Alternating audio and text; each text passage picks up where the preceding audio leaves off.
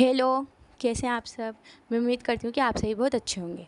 चलिए, तो आपके अभी अभी उर्दू का एग्ज़ाम हुआ है, तो आप सोचेंगे उसको सॉल्यूशन तो मैंने आपके लिए हल किया है। ठीक है, आज हम करेंगे क्लास 7th का question paper, mid term examination 2023-24। चलिए, तो आपके इसमें पहले दिया इन्होंने आम हिदायत दी हुई है। इस सवालनामे के कुल 10 सवालात हैं, सभी सवालात लाजमी हैं। हर सवाल नंबर इसके सामने दर्ज है। जवाब तहरीर करते वक्त खुशखत और सफाई का ख़ास ख्याल रखें। और चौथा दिया है, जवाब तहरीर करते वक्त इसके सवाल नंबर ज़रूर करें। ठीक है, पहला क्वेश्चन इन्होंने हमें दिया है, दर्ज झेल गैर दरसी इस्तक़बाल को गौर से पढ़ें और इससे मुतालिक पूछे गए सवालों के लिए के मुतबादिल जवाबात में से सही जवाब चुनकर अपनी कॉपी में लिखिए। तो इन्होंने दिया है हमें पैराग्राफ। ठीक है, तो ये चाहते हैं हम पैराग्राफ को रीड करें और उसके अंदर जो क्वेश्चन पूछे गए हैं फिर उनमें से जवाब दें। तो इनका पैराग्राफ है, ये गर्मियों का एक खुशगवार दिन था। ठंडी हवा चल रही थी, आसमान पर हल्के हल्के बादल छाए हुए थे। एक कौवा तालाब के किनारे एक पत्थर पर बैठ गया और ठंडी हवा से लुत्फ़ अंदोज़ होने लगा। तालाब में मौजूद राजहंस ने कौवे को देखा तो कौवे के पास आ गया। इसने सलाम दुआ के बाद पूछा कि तुम आज खोए खोए से लग रहे हो। कौवे ने उदासी से कहा कि मेरा रंग इतना काला है और मेरी आवाज़ भी बहुत बुरी है, हर कोई मुझसे नफ़रत करता है। राजहंस ने कौवे को समझाया कि सीरत सूरत से ज़्यादा अहम है, अच्छे किरदार को हर कोई पसंद करता है। ठीक है, यह हमारा पैराग्राफ था। अब इसका पहला जो सवाल इन्होंने पूछा है वो है, ये गर्मियों का कैसा दिन था। तो जिसकी इसकी पहली लाइन दिया हुआ है, ये गर्मियों का एक खुशगवार दिन था, यानी कि इसका आंसर बी है, उस पर राइट लगा हुआ है। ठीक है, दूसरा है, तालाब के किनारे पत्थर पर कौन बैठा था। तालाब के किनारे पत्थर पर कौवा बैठा था, यानी कि इसका आंसर है ए। थर्ड क्वेश्चन है, अच्छे किरदार को हर कोई पसंद करता है, किसने कहा था। हमने पढ़ा ना भी, ये बात हंसराज ने कही थी, यानी कि इसका आंसर है सी। इस तरह हमारा पहला क्वेश्चन पूरा हो गया। अब दूसरा क्वेश्चन था, दर्ज झेल गैरोदर्सी शायरी हिस्से को गौर से पढ़िए और उससे मुतालिक पूछे गए सवालों के लिए दिए गए मुतबादिल जवाबात में से सही जवाब चुनकर अपनी कॉपी में लिखिए। इसमें भी सेम है, बस फ़र्क इतना है, वो जो था एक कहानी की तरह था और ये दिया है शायरी की तरह। अमरूदों पर लदी पड़े हैं गिदराए फल हफ्ता भर से, जब मौका दावत देता हो बंदा क्यों खाने से तरसे, क्या कहते हो भाईजान। अपना रास्ता देख रहे हैं आज शरीफे आंखें फाड़े, इस छोटे तालाब के अंदर कोका बेली और सिंगाड़े, क्या कहते हो भाईजान। हम भी तो हाथ बढ़ा सकते हैं, आगे देखें क्या होता है। कौल मगर सच्चा है ये भी, सब्र का फल मीठा होता है, क्या कहते हो भाईजान। यहाँ हमारी शायरी पूरी हो गई। शायरी अच्छी थी। चलिए, तो अब हम करेंगे पहला सवाल, कौन फल लदे पड़े हैं। तो अमरूदों के फल लदे पड़े थे, तो इसका जवाब है ए। दूसरा है, कितने शरीफे आंखें फाड़े देख रहे थे। 8 शरीफे आंखें फाड़े देख रहे थे, तो इसका जवाब है सी। सब्र का फल मीठा होता है, ये तो हम सबको पता है, सब्र का फल मीठा होता है, तो इसका वो लगेगा। ठीक है, बी। अब क्वेश्चन नंबर 3 इन्होंने हमें दिया है, दर्ज झेल दरसी नसरी इक़्तबास को गौर से पढ़िए और उससे मुतालिक पूछे गए सवालों के लिए दिए गए जवाब से सही जवाब चुनकर अपनी कॉपी में लिखिए। ठीक है, यह आपकी एनसीईआरटी बुक के अंदर जो चैप्टर है ना, वहाँ से दिया गया है। ठीक है, अब मैं इसको पढ़ रही हूँ, ध्यान से सुनिएगा, आपको शायद कहानी भी याद आएगी। ठीक है, एक गरीब मुसाफिर अपने गांव से चला, शहर में पहुंचा। चलते चलते उसकी नज़र मस्जिद पर पड़ी। देखा कि एक शख्स जो कि सूखी रोटी पानी में भिगो भिगो कर खा रहा था। मुसाफिर बहुत देर तक गौर से देखता रहा और सोचता रहा कि किस इत्मीनान, सुकून और खुशी से वो सूखी रोटी भिगो भिगो कर खा रहा है। ठीक है, अब इन्होंने पहला सवाल क्या है, गरीब मुसाफिर कहाँ से चला। गरीब मुसाफिर गांव से चला, तो इसका जवाब है बी। मुसाफिर की नज़र किस पर पड़ी? मुसाफिर की नज़र एक मस्जिद पर पड़ी थी। ठीक है, तो इसका जवाब है ए, मस्जिद पर। इस शख्स किस चीज़ की रोटी खा रहा था? वो शख्स जौ की रोटी खा रहा था। ठीक है, तो इसका जवाब है सी। ये ए पे मत जाइएगा, क्योंकि ये क्वेश्चन पेपर जहाँ से मैंने लिया है उस बच्चे ने ए पे लगाया था, बट इसका सही आंसर जौ की रोटी है, जो कि सी है। ठीक है,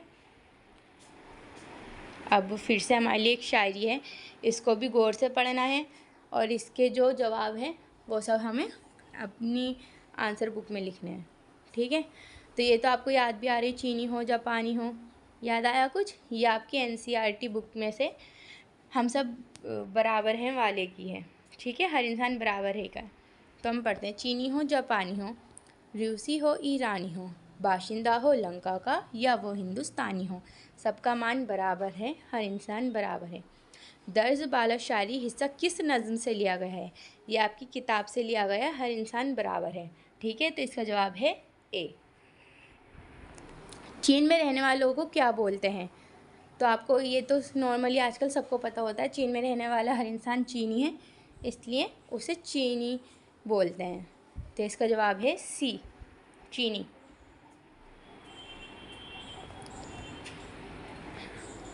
थर्ड है, दर्ज बाला शायरी इक़्तिबास में कितने मुल्कों के बाशिंदों का जिक्र है?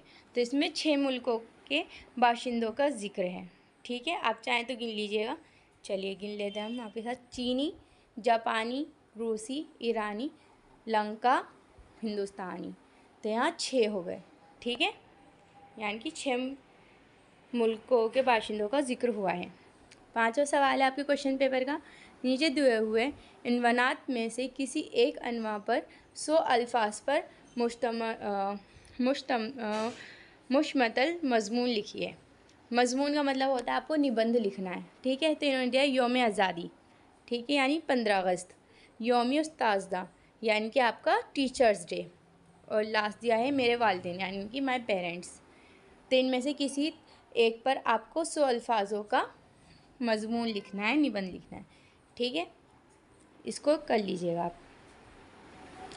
फिर है 6 क्वेश्चन, अपने प्रिंसिपल के नाम सेक्शन बदलने के लिए एक दरख्वास्त लिखिए, या फिर अपने प्रिंसिपल के नाम 2 दिन की छुट्टी की दरख्वास्त लिखिए। इन दोनों में से कोई एक दरख्वास्त आपको लिखनी है। आपको डिस्क्रिप्शन में मैं अपने प्रिंसिपल के नाम 2 दिन की छुट्टी की दरख्वास्त के लिए मैंने वीडियो अपलोड किया हुआ है, उसका लिंक दे दूँगी, आप ये वहाँ से देख लीजिएगा एक बार। ठीक है, और अगर आपको जब भी क्वेश्चन पेपर सोल्व होने के लिए टीचर कहें तो आप वहाँ से उसको लिख सकते हैं। ठीक है, मैं लिंक ध्यान से डिस्क्रिप्शन में दे दूँगी। 7वां सवाल दिया है, नीचे दिए हुए अल्फाज में सिर्फ 4 से सिफत को अलग लिखिए। अच्छा, अब यहाँ पे बात आती है सिफत क्या होती है, तो मैं बता देती हूँ। सिफत होते हैं वह अल्फाज जिनसे हमें किसी चीज़ की अच्छी या बुराई का पता ही चलता है। ठीक है, जैसे कि इन्होंने हमें पहला दिया है खूबसूरत शहर, तो शहर कैसा है? खूबसूरत, यानी कि सिफत क्या होगी? खूबसूरत। मैंने जो अल्फाज गोला लगाया हुआ है जिन अल्फाजों पे, वो सभी अल्फाज क्या हैं? सिफत हैं। ठीक है, दूसरा है आलीशान मस्जिद, तो मस्जिद कैसी है? आलीशान, तो हमें उसकी अच्छाई पता चल रही है, तो आलीशान क्या होगा? सिफत। खस्ता हालत, खस्ता हालत में हालत का पता चलता है कि हालत कितनी ज़्यादा खस्ती हो चुकी है या फिर कमज़ोर हो गई है। ठीक है, तो खस्ता क्या है? हमें बुराई बता रहा है किसकी? हालत की, तो ये भी सिफत है। सुहाना मंज़र, यानी मंज़र जो है बहुत ज़्यादा सुहाना है, अच्छा है, तो ये हमारी सिफत होगी। मायूस मुसाफिर, तो इसमें भी मायूस आपकी सिफत होगी। ठीक है, अब आते हैं सेकंड, नीचे दिए हुए लफ्ज़ों में से सिर्फ 2 जुमलों में इस्तेमाल कीजिए, यानी उस्ताद, कापी, किताब या कलम, इनमें सिर्फ 2 आपको अल्फाज लेने हैं जिनसे आपको जुमले बनाने हैं। ठीक है, ये मैंने बनाए हुए नहीं है, लेकिन आप इसको कर लीजिएगा, जैसे कि आप उस्ताद के लिए बना सकते हैं, हमारी उस्ताद बहुत अच्छा पढ़ाती हैं। कापी का आप बना सकते हैं, हमें कापी में लिखना चाहिए।